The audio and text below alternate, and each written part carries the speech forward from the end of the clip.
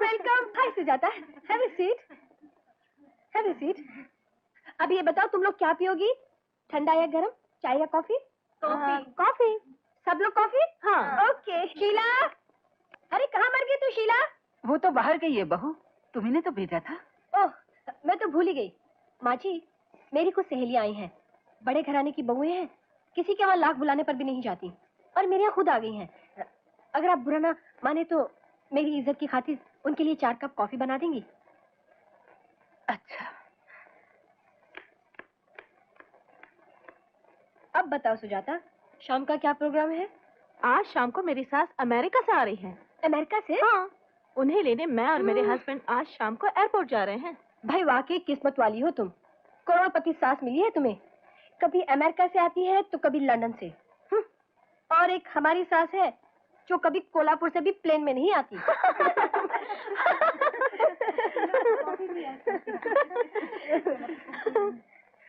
वाकई। इनको दीजिए।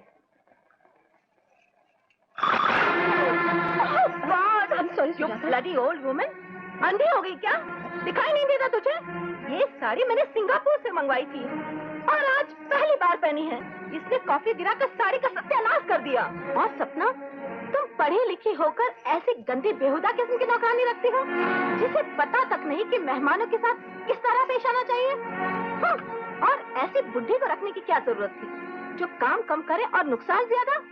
निकाल दे इसे और किसी जवान नौकरानी को रख ले। I am sorry Sujata, I am really sorry. अब खड़ी खड़ी मेरा मुंह क्या देख रही है? जाइए यहाँ से। क्या हुआ? रो क्यों रही हो? ये सारा कसूर मेरा है। बहू की कुछ सहेलियां आई थी, बहू ने मुझे कॉफी बनाने के लिए कहा, गलती से कॉफी बहू की सहेली की साड़ी पे गिर गई और वो औरत मुझे नौकरानी समझकर डांटने लगी। डांटेगी नहीं तो और क्या करेगी? आपकी पूजा करेगी? जरा इनके कपड़े तो देखिए, जगह जगह से साड़ी और ब्लाउज फटे पड़े हैं। ऐसे कपड़े तो हमारे घर में नौकरानियां भी नहीं पहनती। माँ, मेरी समझ में नहीं आता आजकल तुम्हारा दिमाग कहाँ रहता है? कौन सी दुनिया में खोई रहती हो? माँ, अब हम वो पुराने लोग नहीं हैं। हमारी सोसाइटी, हमारा स्टैंडर्ड बढ़ चुका है। अब तुम सिर्फ अजय की माँ नहीं बल्कि कलेक्टर अजय की माँ हो, और एक कलेक्टर की माँ होकर ऐसी साड़ी पहनती हो। घर में किसी करोड़पति घराने की बहू आए, उसके साथ ऐसा सलूक करना चाहिए? उस पर कॉफी गिराकर उसकी बेइज्जती करनी चाहिए? बेटे, ये सब मैंने जानबूझकर नहीं किया। दरअसल मेरी नजर कमजोर हो गई है, बगैर ऐनक के कुछ दिखाई नहीं देता। बगैर ऐनक के क्या मतलब? तुम आंख के डॉक्टर के पास गई थी ना, उसने तुम्हें चश्मे का नंबर लिख के नहीं दिया? दिया था बेटे, और वो पर्चा मैंने तुम्हें दिया था कि मेरी ऐनक ले आना, तो तूने मुझे झिड़क दिया, कहा कि जरूरी काम से बाहर जा रहा हूँ। सुबह सुबह बाहर जाते वक्त टोका मत करो, याद है ना? हाँ याद है। अपने चश्मे का बहाना बनाकर अपनी गलतियां मुझ पर लादने की कोशिश मत करो। मैं कल ही चश्मा बनवाकर मंगवा रहा हूँ, और दोबारा ऐसी बेहुदा हरकतें मुझे इस घर में नहीं चाहिए, समझ गई? जीना हराम कर दिया। जाहिल माँ बाप की औलाद होना भी पाप है इस दुनिया में। चलो सपना।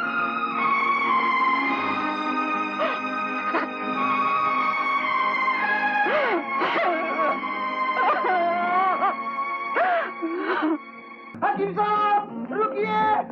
अरे डॉक्टर साहब! क्या? मैं आपका शुक्रिया अदा करने आया हूँ। मेरा?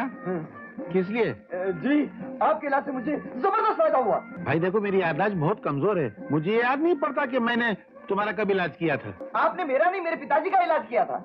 अच्छा, तो तुम्हारे पिताजी ठीक हो गए? नहीं, मर गए।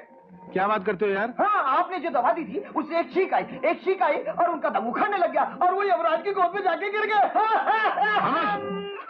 तो इसमें इतना खुश होने की क्या बात है? तुम्हारे बाप मर गया और तुम खुश हो रहे हो? आपकी दवा से वो मर गए, तभी तुम्हें लाखों की जायदाद का मालिक बन गया। मेरी समझ में नहीं आ रहा कि मैं आपका एहसान किस तरह से चुकाऊं। किसी भी तरह चुका दो। कैसे चुका दो? चेक से चुका दो। डॉक्टर साहब, मुझे सुनाई जरा कम देता है, आप जरा ऊंचा बोलिए, जोर से। हाँ, ऊंचा आ रहा हूँ। कैसे चुकाओ या चेक से चुकाओ? सुनाई नहीं दे रहा है क्या? शरीफ बाप की हरामी औलाद है ना। भाई मैं भूल गया था कि तुम्हारा बाप मर गया, तुम यतीम हो चुके हो। जाओ, मैं यतीमों से फीस नहीं लेता, जाओ घर जाओ। बहुत बहुत शुक्रिया डॉक्टर साहब। नहीं नहीं, शुक्रिया की क्या बात है, अभी काम पूरा थोड़ी हुआ है। अभी मैं तुमको दवा दूंगा, तुम लुढ़क जाओगे, तुम्हारा बेटा लखपति हो जाएगा। जब वो आकर मेरा शुक्रिया अदा करेगा ना, तब मेरा काम पूरा होगा। जाओ, मरने के लिए तैयार हो। हाँ? अरे वाह दादी, नई ऐनक है ना, कितनी अच्छी है। जरा लाओ तो मैं पहन कर देखूं। नहीं बेटी, ये नंबर वाली ऐनक है, इसे पहनने से आंख खराब हो जाती है। थोड़ी देर के लिए दिखाओ ना, मैं भी देखूं। जब मैं बूढ़ी हो जाऊंगी तो कैसी दिखूंगी? नहीं बेटी, मुझे काम है, तेरी माँ की साड़ी इस्त्री करनी है, उसे पार्टी में जाना है, पता? एक बार लगाने दो ना। अरे अरे क्या करी, सुनती नहीं? ओह, गीता, देखा दादी, मैंने आपको हरा दिया ना। मैं कैसी दिखती हूँ? बिल्कुल गुड़िया जैसी। चल ला मेरी ऐनक। जिद नहीं करते बेटी, मुझे दिखता नहीं, दे ना। ओ, दे देना, दे। हाय राम, ये तूने क्या किया? मेरी ऐनक तोड़ डाली, इस बुढ़िया की आंख फोड़ डाली। दादी माँ, मम्मी को मत बताना, वरना वो मुझे बहुत मारेगी। बोलो ना दादी माँ, नहीं बताओगी ना? माँ जी, मेरी साड़ी प्रेस हो गई। हाँ? ये आपने क्या किया माँ जी? अरे सुनते हो? जल्दी आओ, वरना मैं इस घर को आग लगा दूंगी। क्या हुआ?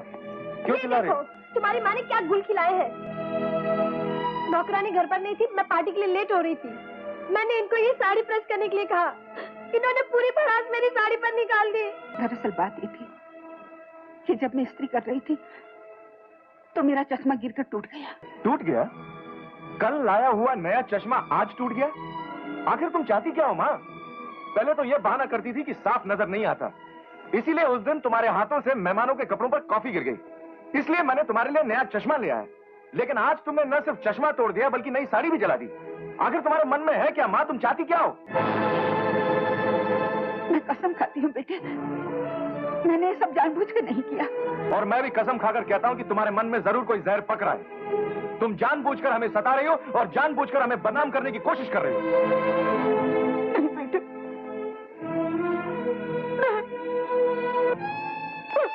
चल।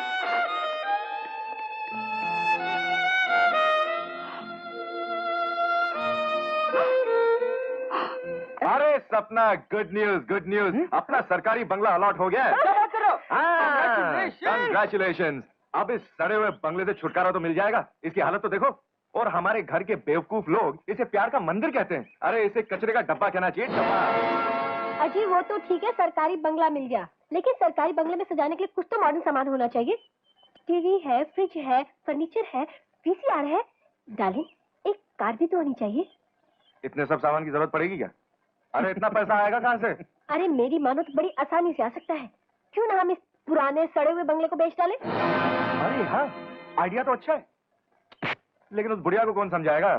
वो तो इसे हरगिज बेचने के लिए तैयार नहीं होगी। उनका इंतजाम मैं कर देती हूँ, तुम ये काम मुझ पर छोड़ दो। अरे तुम क्या करोगी यार? थोड़े से पैसे खर्च करके उनको तीर्थ यात्रा पर भेज देते हैं। उनके चाहते ही इस सड़े हुए मकान का सौदा कर डालेंगे। Excellent idea. इस शुभ काम में बिल्कुल देर नहीं करनी चाहिए। आज ही किसी भी तरह उस बुढ़िया को पटाकर तीर्थ यात्रा पर रवाना कर देते हैं।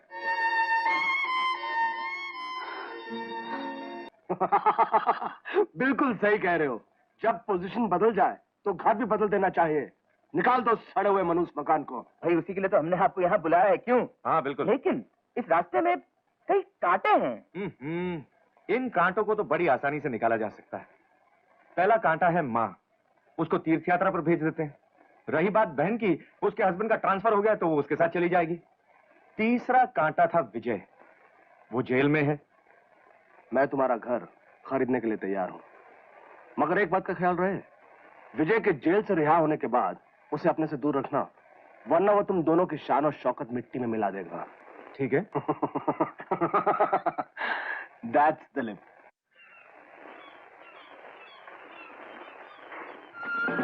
क्या है? कौन है तू? चोर का माफी के अंदर चलाया। ये लक्ष्मी देवी का घर है ना? है नहीं था। अब ये बहुत बड़े बिल्डर का घर है। दिवाली के बाद ये टूटने वाला है, उसके बाद यहाँ बहुत बड़ा बिल्डिंग बनेगा। आपने अपने मुंह से इतना कह दिया, मेरे लिए इतना ही काफी है। धन्यवाद। धन्यवाद नहीं, सिर्फ धन। धन की चाबी से तकदीर का बंद दरवाजा भी खुल जाता है। तो मैं आपको कोटा दूंगा और आप मुझे अपनी कंपनी के आधे शेयर देंगे। डन, बिल्कुल डन कलेक्टर साहब, मुझे मंजूर है। ओके? माफ कीजिए, नमस्ते।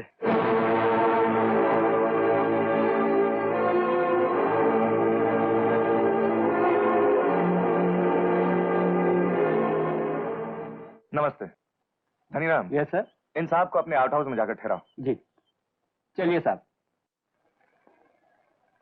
लेकिन ये तो बताइए आप हैं कौन? मैं हूँ धनीराम। Yes sir. अपने काम से काम रखो, मेहमानों का ख्याल रखो, मैं भी आया। ओके। जाओ। मेरा बैठ जाओ, बैठ जाओ। कब आए? आज जेल से छूट कर आया हूँ भैया। और जेल से छूटने के बाद सीधे यहाँ चले आ रहे हो? हाँ भैया, मुझे तो विश्वास ही नहीं हो रहा है कि मेरा भैया इतना इतना बड़ा आदमी बन गया। और मुझे भी विश्वास नहीं हो रहा है कि जेल की सजा काटने के बाद तुम सीधे यहाँ चले आओगे। जी हाँ, अगर लोग पूछेंगे कि इस खूनी मुजरिम से तुम्हारा क्या संबंध है, तो मैं उनको क्या जवाब दूंगा? यहाँ आने से पहले तुम्हें ये ख्याल बिल्कुल नहीं आया? कहीं से भी फोन कर देते, मैं तुमसे मिलने चला था, सीधे यहाँ चले आए। अरे शहर भर के रईस बैठे हैं, बिजनेसमैन बैठे हैं, मेरी तो पोजीशन ऑकवर्ड कर दी तुमने। भूल हो गई।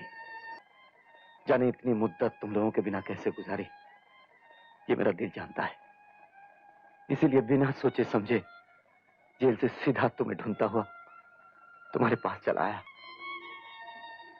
दरअसल गरीबी की गोद में पलकर बड़े हुए हैं ना, शराफत तो है, तमीज नहीं है। खैर अब वो भी सीख लेंगे। मगर भैया तुमने अपना वो मकान क्यों बेच दिया? माँ तीर्थ यात्रा पर जाना चाहती थी, पैसे नहीं थे, इसलिए उनकी आज्ञा से मकान बेचकर उन्हें तीर्थ यात्रा पर भेज दिया। अरे आपने तो जूस मांगा था, यहाँ क्यों चले आए? क्या हुआ? कुछ नहीं, यूं ही। ये मेरी पत्नी है सपना। नमस्ते। नमस्ते। आपने इनका परिचय तो कराया ही नहीं, ये कौन है?